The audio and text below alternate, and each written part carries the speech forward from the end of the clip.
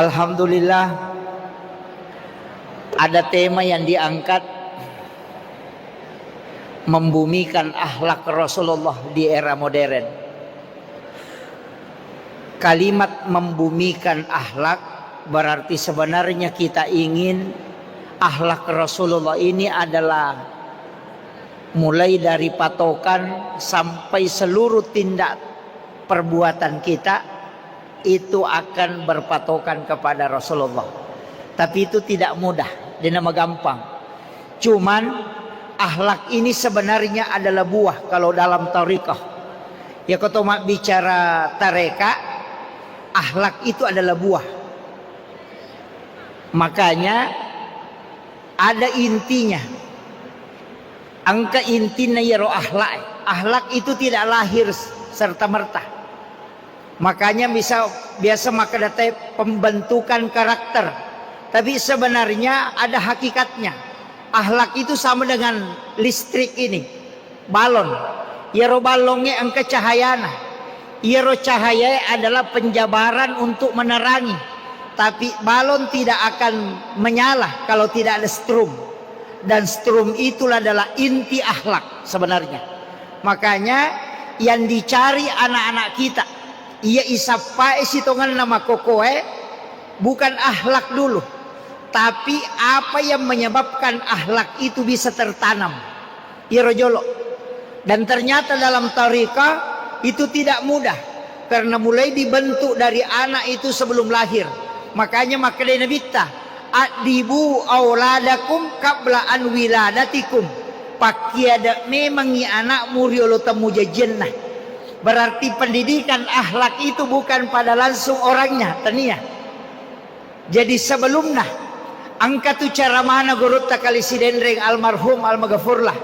Maka da indok na nabita makun rai makanjak lakda ampena matan resiri.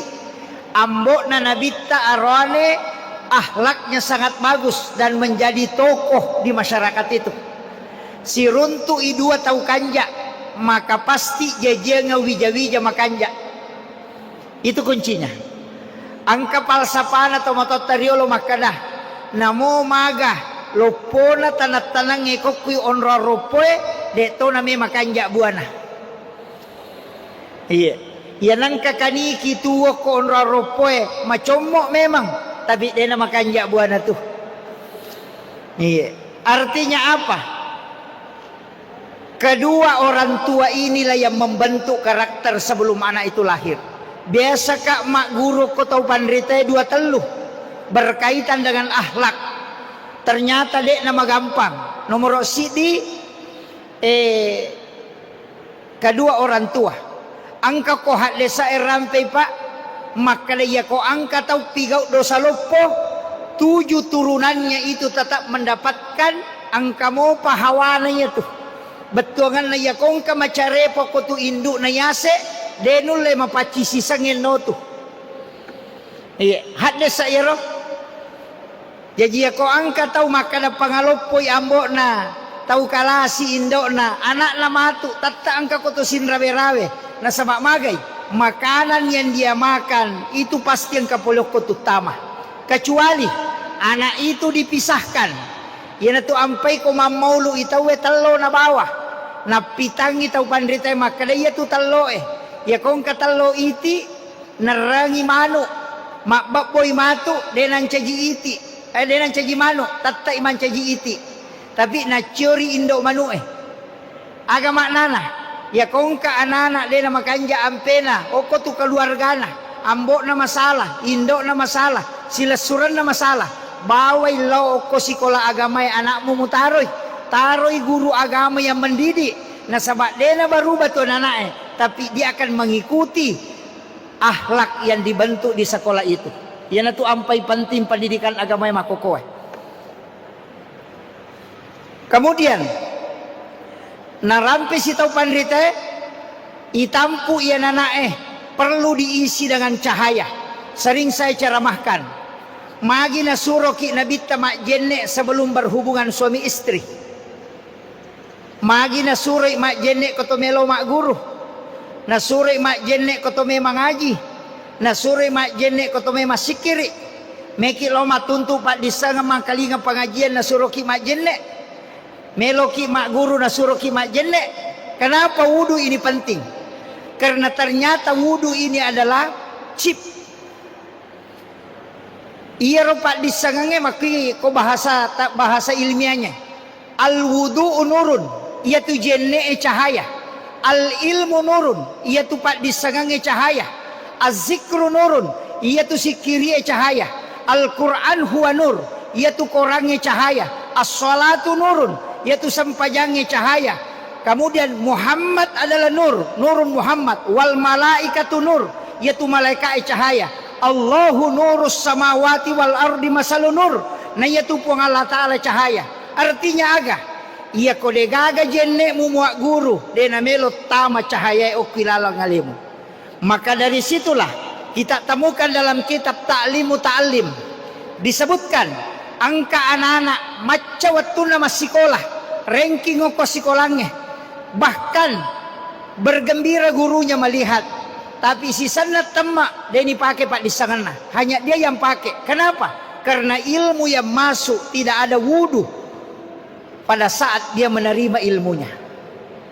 Makanya angka toko kitab Ta'limu Ta'lim, maka ada angka anak-anak dia macah biasa-biasa, bahkan dianggap terbelakang. Tapi dia apa aja tuh lima jenne komelo imak guru. Setelah dia besar, justru dia yang dipakai ilmunya di masyarakat. Agak betul nah. Iya ro jenne iya na ro pasi sumpung iya sange pak disangal loko watakalewe. Iya na degaga jenne petas si mata-mata. Tapi iya kongka jenne maka cahaya akan masuk sama dengan listrik. Dia tidak akan masuk ke cahaya, ke listrik yang satunya kode gaga nolah. Maka jalur ilmu masuk ke dalam tubuh adalah wudu. Ia na ampai tau pandrita rioloe malak na pasangan ajak lala no to mapak guru na kode gaga jenne. Dan jangan belajar kalau tidak ada wudu. Nah sebab magai ia itu pak disangang ipake matu pak disangang kai jenne na.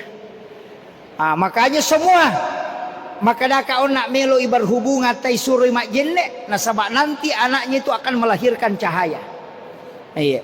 Ini yang penting untuk anak-anakku sekalian. Ia tu ampai sitongan na orang anggap biasa wudu ini Pak Bu. Saya dulu menganggap biasa itu wudu. Maka dia jenne biasa-biasa. Nanti saya baca buku bahwa kita ini didampingi 187 malaikat. Siratu arwa pulona pitu malaikat dampingi ki. Matanya bawang, mata saja itu dijaga oleh 11 malaikat. Seandainya dia na 10 sidi malaikat jagai matata, maka mata ini akan buta karena akan selalu melihat maksiat. Tapi nur itu akan selalu terjaga. Makanya ia tuh tahu mak jenne non-rom malaikat. Dari situlah kenapa orang yang berwudu itu selalu diselamatkan. Maka dia Nabi tak siapa yang berwudu kemudian berangkat ke pasar, maka dia tidak akan ditipu. Iya.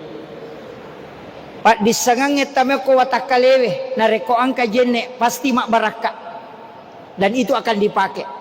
Tapi yang ada gaga jenne itu matu. Hanya dirinya yang pakai. Ini penting dulu saya wasiatkan. Ini hal sepele yang nggak biasa nih. Maka daki ya rojenne kan kegiatan ibadah sehari-hari dia nggak biasa. Bahkan anak-anakku yang hadir di sini saya ingin kasih tahu satu amalia. Ya, saya sering lakukan. Saya pernah dikasih tahu cari hadisnya belum dapat sampai hari ini. Dia baru runtuh hak di sana. Tapi saya sering lakukan yang disebut dengan barakah wudu.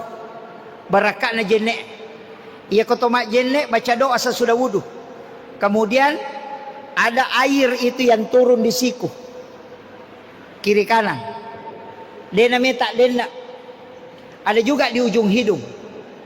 Itu kadang geli, magelek-gelek. Kadang kita lepas, jangan dibuang.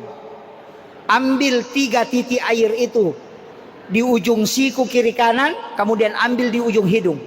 Kemudian bacakan surah Al-Kausar dan baca salawat, kemudian minum. Apapun yang kau hajatkan, insya Allah terkabul. Itu kuncinya.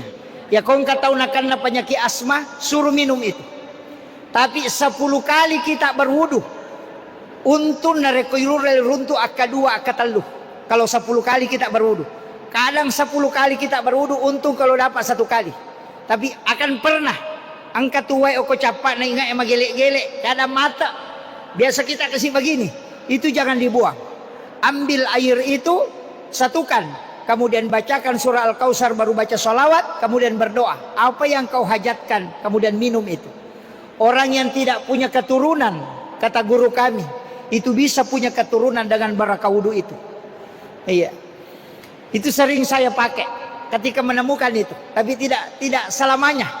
Makanya anak-anakku kalau berwudu, tarik pakaiannya agak ke atas. Kalau baju lengan pendek begini kan aman. Kalau sudah berwudu, upuraki majene, angkat tangan berdoa. Ketika air itu turun di ujung hidung tidak mau jatuh, jangan dibuang, ambil itu. Niatkan untuk kecerdasan, itu bisa. Tapi 3, siku, ujung siku dengan ujung hidung, itu barakah wudu. Itu berkahnya itu saya diberitahu, saya cari hadisnya tidak temukan. Tapi guru kami berpesan, ya kumuruntu ya rona ala laluy.